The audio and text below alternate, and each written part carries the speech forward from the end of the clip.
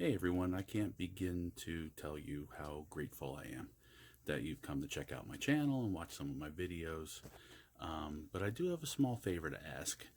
As I've got over 1,000 views on some of my videos, which is fantastic, hundreds of views on others, but only 1, 2, 3 likes, no new subscriptions, no comments, and it's really, well, views obviously help, but also likes, comments, and subscriptions help with the crazy algorithm that they use on YouTube. So if you could please like, share, comment, and subscribe, it'll help me stay on the air and keep bringing you these videos, and I'd appreciate it greatly. So please, and hit that bell for notifications so you know when a new video comes out. I appreciate it. Thanks everybody.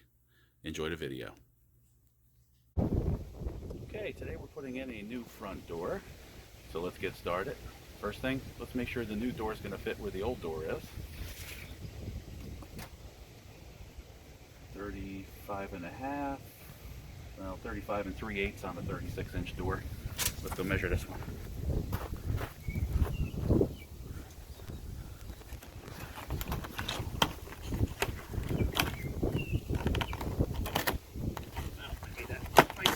For me.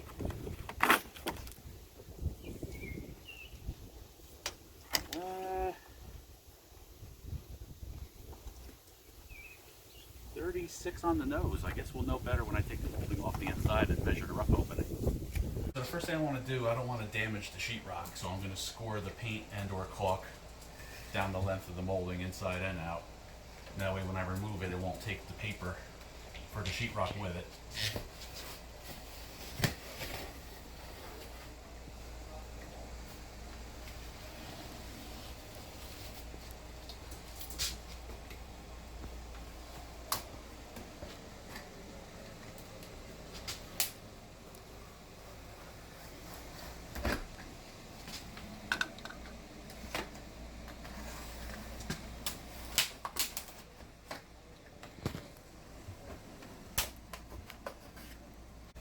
So the best way I found to get molding off is to get 2 of these small Wonder Bars and work them together. I'll show you what I'm talking about.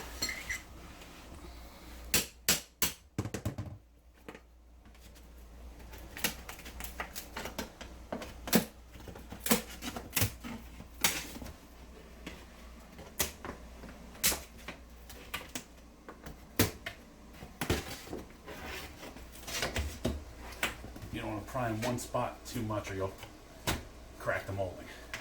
It's completely salvageable if you do it the way I just showed you.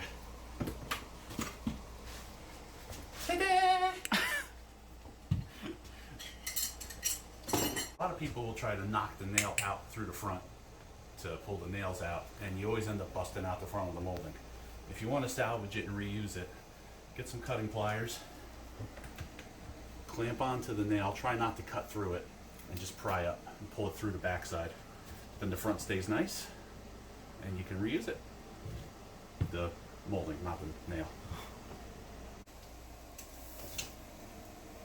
Alright, we got approximately 37.5 out of the side of the jamb to outside of the jamb on this one. Let's go see what the other one looks like and make sure it'll fit.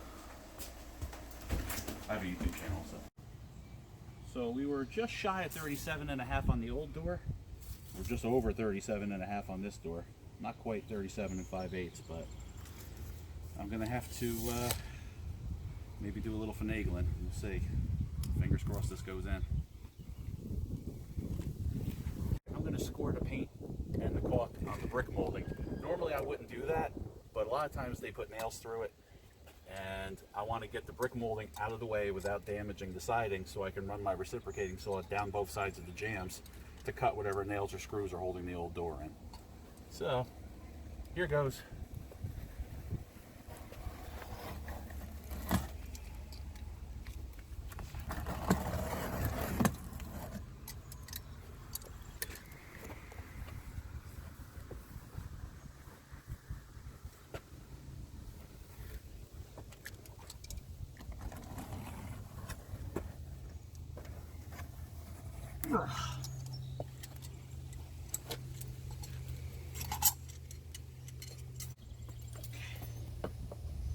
And second verse, same as the first.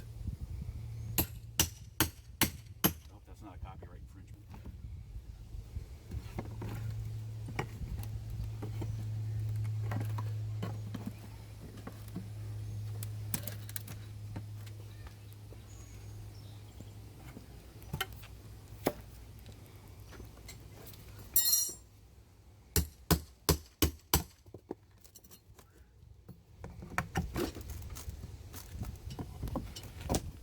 Quiet, camera person. You're making the dog bark.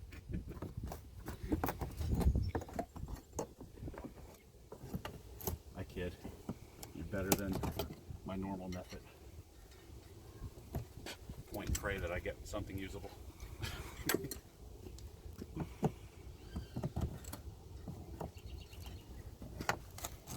My terrible homemade tripod. It's like a suction cup and a Tupperware lid.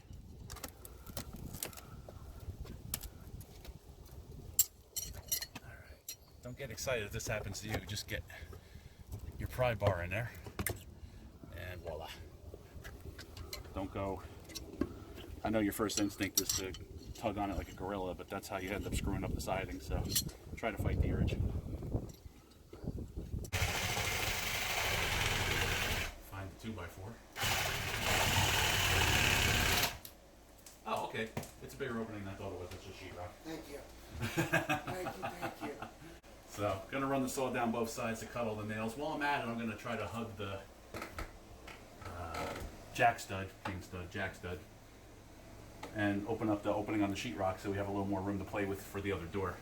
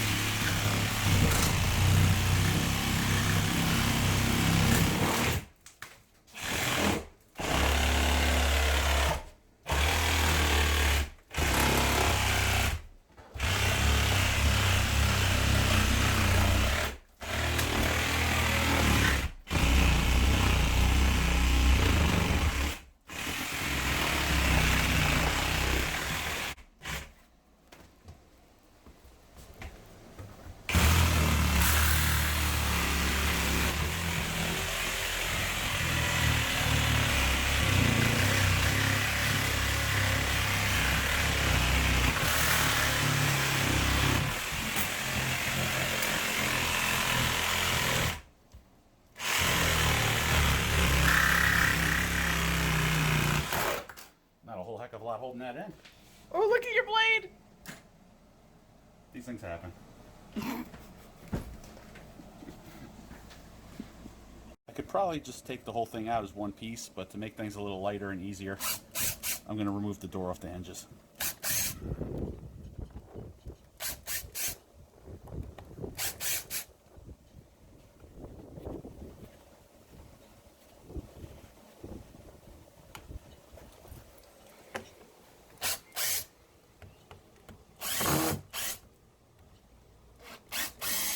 Doesn't appear these screws are holding anything anyway.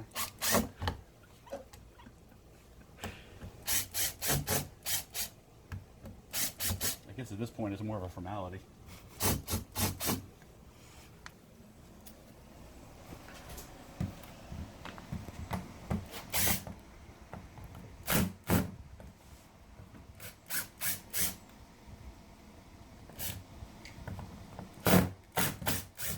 Just to keep us on our toes, there's one star pattern weird screw that I don't think I have a bit for, but I cut it with the reciprocating saw, so I'm pretty sure we can just pop it with a pry bar.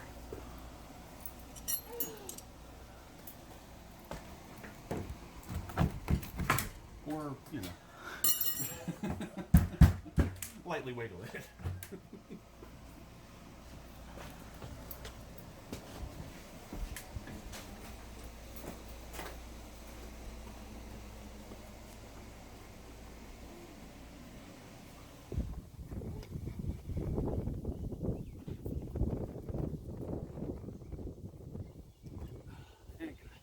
It's like This is cozy.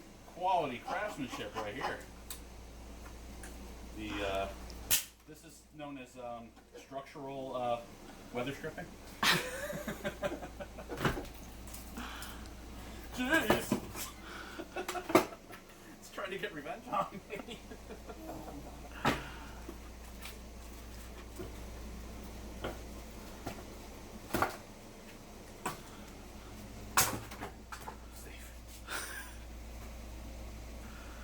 Okay. Looks like a doorbell.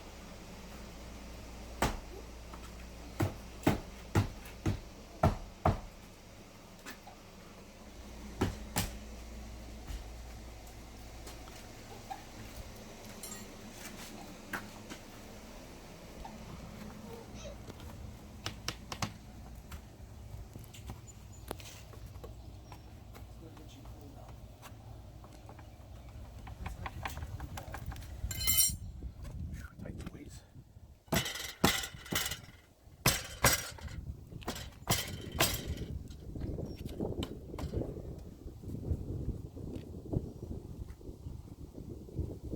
Okay, and cut. All right, so the door is in and leveled. I had to loosen up the ring doorbell and scooch it over because it was hitting the brick molding. As I leveled it, I put in the shims, put a nail through the shims so they won't move. I'll use some nice long screws to mount this hardware so it's screwed into the stud. I like to get my long screws in and then shim it accordingly. And once it's level, I'll use the screw going in and out to make it level, and then I'll put the nail through the shim so they can't move. So you can see here we're nice and level across the top, down the side, and now I'll get the doorknob and the deadbolt in and we'll get the trim on. Okay, it's the next day. The doorknob is in, the electronic deadbolt is in. I relocated the ring so there's a little space here. The door's mildly different than the old door, so the gap up on top changed. So this filler strip ain't gonna cut it anymore. So I'm gonna cut a new filler strip. Also, there's a mild difference in thickness here from the sheetrock to the jamb. So I'm gonna shim that out to make it flush. And then when that's done, I am going to put up a screen door. So I guess let's start with filling in that gap overhead. We'll cut a piece of wood to length and then we'll rip it to width. That's that problem taken care of.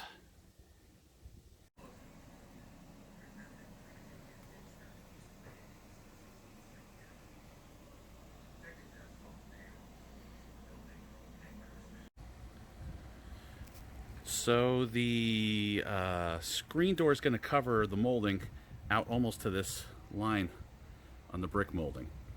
So I drilled some holes and then I drilled some countersinks and got some decking screws into the 2x4 framework to further secure the door in. 4 on both sides. This door's not moving. I'm sorry, I forgot about you guys. You missed some stuff here. So I put screws in around the perimeter of the door like that, but then there's this cap that pops on over the top, and I'll run a bead of caulk down there to make that weather tight and hide any residual damage or screw holes or whatnot. Put the doorknob in. That was pretty standard fare. You had to put the knob part into the plate facing up and down, turn it, do the same thing on the inside, slip the pieces together. A bunch of screws down this side too, but I already put the cap on. That's what it looks like without the cap. Nothing exciting. And now I'm going to put on the cap to hide the screws and the screen retainers, window retainers, whatever they call them. And this screen door will be done.